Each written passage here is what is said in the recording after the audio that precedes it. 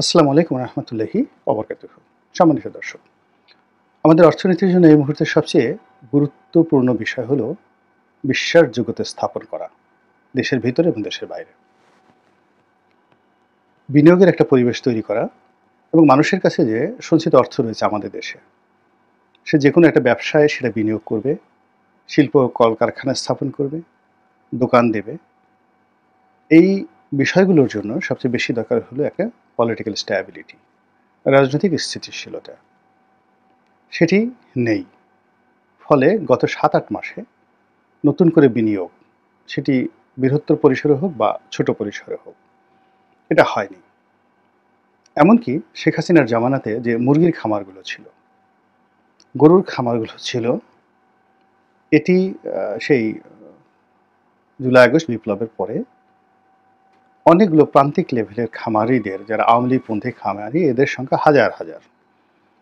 এদের গরু ছাগল যেভাবে লুটপাট হয়েছে, যেভাবে এনে গাবতলীতে বিক্রি করা হয়েছে, এর ফলে কত হাজার খামারির যে জীবন নষ্ট হয়ে গেছে, এটা তথ্য আমাদের কাছে নেই।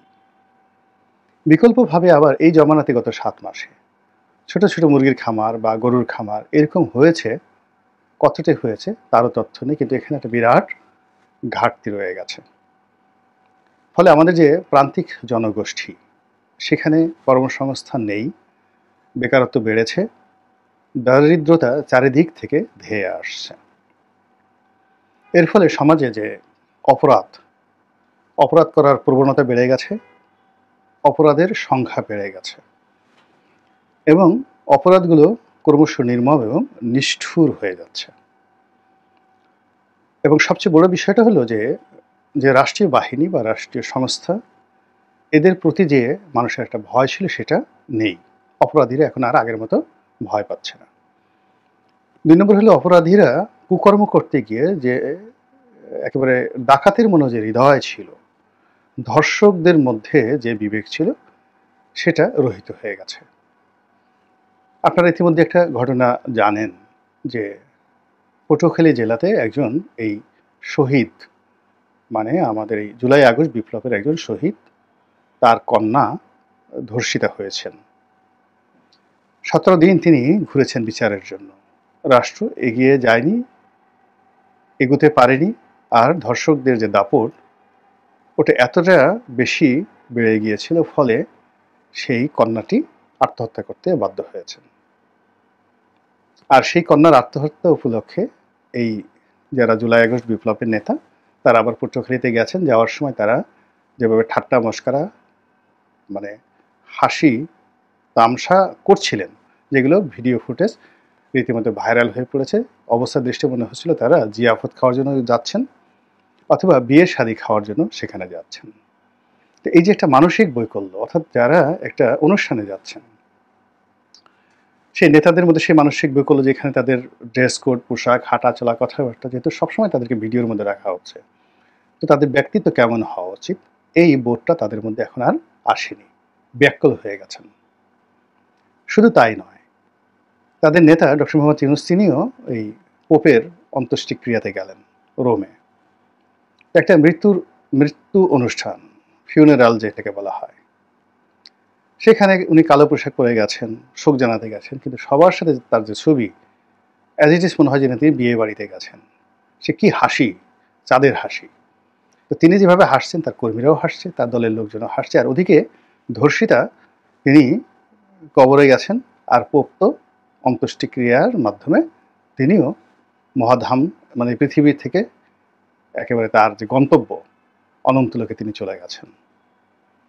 এখন পোপের মতো আর এই ধর্ষিতার মতো অন্য হাজার হাজার মানুষ এখন এই ইহলোক ত্যাগ করে মৃত্যু কামনা করছে। এর কারণ হলো দারিদ্রতা ধেয়ে আসছে, অভাব ধেয়ে আসছে, এবং সমাজে বিচার পাওয়ার মতো কোনো জায়গা নেই।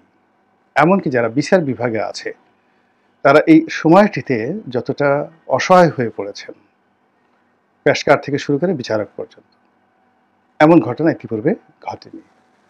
ফলে কি হলো, এই জুলাই আগস্ট বিপ্লবের পরে আগস্ট, সেপ্টেম্বর, অক্টোবরে মানুষের যে স্বপ্ন ছিল, সেই স্বপ্নের মূল বিষয় ছিল ইউনূস ম্যাজিক। তাকে ঘিরে মানুষের স্বপ্ন ছিল, আশা ছিল, সব কিছু এখন বুমেরাং হয়ে গেছে। ২ নম্বর হলো তার একেবারে আশেপাশে যারা লোকজন ছিলেন, তারাও তিনি যতটা না বড়, তার চেয়ে আরো ১০০ গুণ বড় করে তাকে প্রদর্শন করানো হয়েছে। তিনি ক্ষমতায় এলে IMF শেখ হাসিনার জমানার চাইতে আরও বেশি টাকা দেবে।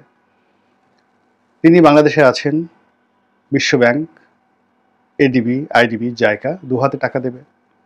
তিনি ক্ষমতায় আছেন, পশ্চিমারা, ইউরোপ এবং আমেরিকার লোকরা দুহাতে এখানে ইনভেস্ট করবে, বাংলাদেশে দুধের নহর প্রবাহিত হবে। এরকম যে একটা ভাইব, এটা এখন একেবারে রীতিমতো বুমেরাং হয়ে পড়েছে। এবং সেই বুমেরাংয়ের উপর একটা রীতিমতো কুঠারাঘাত হলো IMF এর যে একটা কিস্তি, চতুর্থ কিস্তি এবং তৃতীয় কিস্তি বা চতুর্থ কিস্তি, যেটি ডিসেম্বর মাসে ছাড় হওয়ার কথা ছিল, এটা ডিসেম্বর মাসে হয়নি এবং জুন মাসে হচ্ছে না, ফলে দুটো কিস্তি একই সঙ্গে আটকে গেল। এবং এখানে IMF এর যে কর্তা ব্যক্তি যিনি ছিলেন, আমি ওইভাবে আসলে স্ক্রিপ্ট দেখে বলি না, তো এগুলো নামগুলো টু দি পয়েন্ট আমি বলতে পারছি না, যিনি এই বাংলাদেশ থেকে যারা গেছেন, গভর্নর, অর্থ উপদেষ্টা, তাদের সাথে বৈঠক করার জন্য লুৎফে সিদ্দিকী, মানে তারা এত সুন্দর করে ইংরেজি বলেন, তারা সবাই বিশ্বব্যাংকে কাজ করেছেন, ওয়ার্ল্ড ব্যাংকে তাদের রেকর্ড পরিমাণ বন্ধুবান্ধব রয়েছে। তো কাজেই তারা আশা করেছিলেন যে আরও ভালো কিছু হবে, কিন্তু দেখা গেল যে সংবাদ সম্মেলন করে IMF এর যারা কর্তা ব্যক্তি তারা বলে দিলেন যে আমরা এখনো পর্যন্ত সমঝোতায় পৌঁছাতে পারিনি। মানে ডিসেম্বরে যেটা দেওয়ার কথা ছিল সেটা তো হবেই না, জুনে যেটা দেওয়ার কথা ছিল সেটাও হবে না আপাতত। এর মধ্যে সমস্যা দেখা দিয়েছে। অথচ শেখ হাসিনার জমানাতে যখন এই IMF এর ঋণ চাওয়া হলো, তখন আসলে IMF এর ঋণ শেখ হাসিনার জন্য দরকার ছিল না, কিন্তু প্রচণ্ড রকম একটা বিশ্বাস এবং আস্থার সংকটে পড়ে গিয়েছিল বাংলাদেশ। বাংলাদেশের ঋণ মানটা একেবারে পারফেকশনে ছিল, কোনো বৈদেশিক দায় দেনা ওইভাবে ডিফল্ট হয়নি।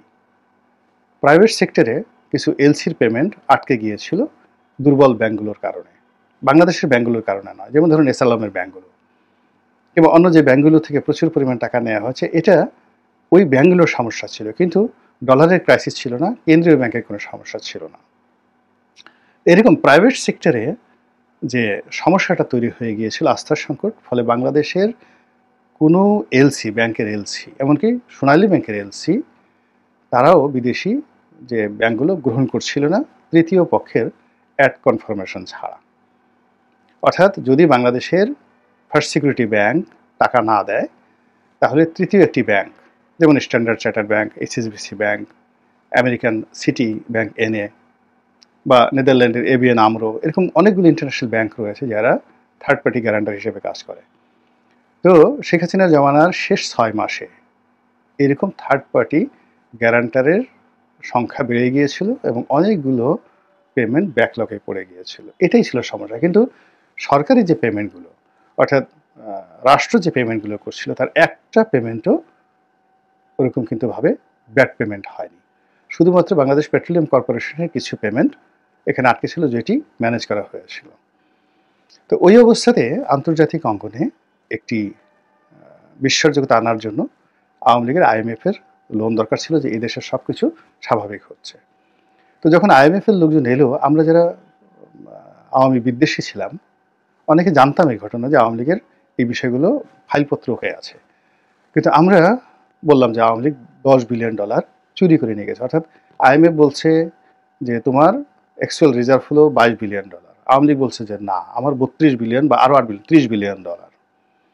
তো এখন দেখুন, এই আহসান এস মনসুর বর্তমান গভর্নর, তিনি বলছেন যে আওয়ামী লীগের সেই হিসাবটা ঠিক আছে, মানে আমাদের যে অ্যাকচুয়াল যেটা আছে, আওয়ামী লীগ যেটা হিসাবটা দেখিয়েছিল, এর মধ্যে কোনো মানে গলদ নেই, এটা এখন বলছে। কিন্তু আমরা এখন বিশ্বাস করছি এবং এটা আমাদের করতেই হবে, কিন্তু আমরা ওই জমানাতে জানতাম বা বিশ্বাস করতাম, কিন্তু আমরা আওয়ামী লীগকে 12টা বাজানোর জন্য ওই কথাগুলো আমি ইউটিউবে আমিও বলেছি যে এই আওয়ামী লীগ এভাবে $10 বিলিয়ন হিসাব দিতে পারছে না। আর যারা বাংলাদেশের বাইরে, তারা তো বলছে যে এই $10 বিলিয়ন জয় চুরি করে নিয়ে গেছে, রেহানা চুরি করে নিয়ে গেছে, অমুক চুরি